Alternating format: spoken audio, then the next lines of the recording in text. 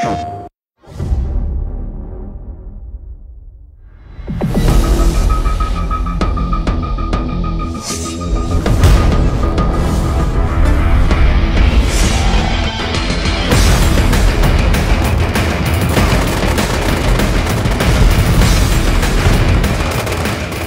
soon as I first started the project, and they were running 256 players on a console, I said, okay, this is it. That's just something that nobody else is going to be doing. I don't think they'll be doing for quite some time.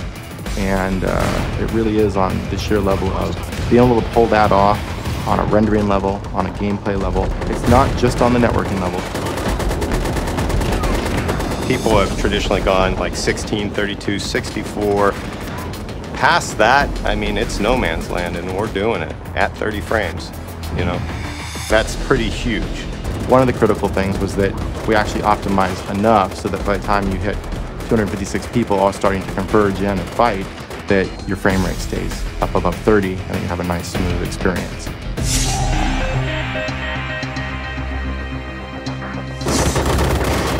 What we wanted to do was make a game where you would be aware that there are that many players on the field, but that we would keep the gameplay manageable, that the events and the battles would be forgiving, that they wouldn't be so large that no one has a chance to excel, no one has a chance to win. It's involved a lot of new learning experiences for us.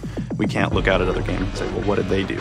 We've had to set up a lot of our own practices for setting up levels and features and things like that. So a lot of the things that we look to kind of in the conventions of a first-person shooter are still there and are still applicable to MAG.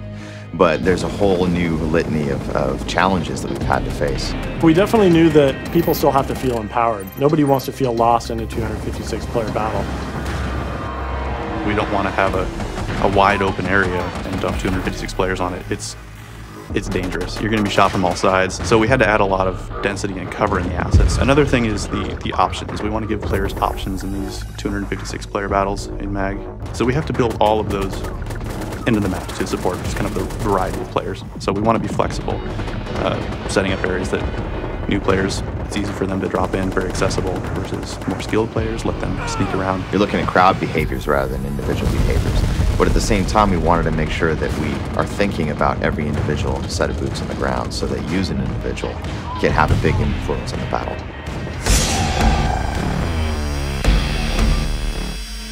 We've set up a lot of the missions to drop players in, find combat within the first couple seconds. It should never be a lack of something to do or shoot at. What aren't you going to see in the game is the question. Big old mortar strikes, grenades going off, flashbangs, air strikes, you name it, it's probably in there. In other first-person shooters, you might see big events like helicopters going down or explosions or buildings on fire. Those things are all scripted. They're happening outside the gameplay space.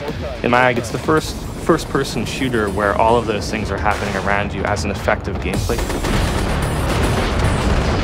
When you jump in there and you start to see, that the helicopters coming in and the C-130s dropping just loads of people parachuting in, and there's mortars firing, and you can see all the way across the battlefield. It's really a scale that's difficult to kind of paint the picture for people until they get in and play it, but it's something that you're amazed to see.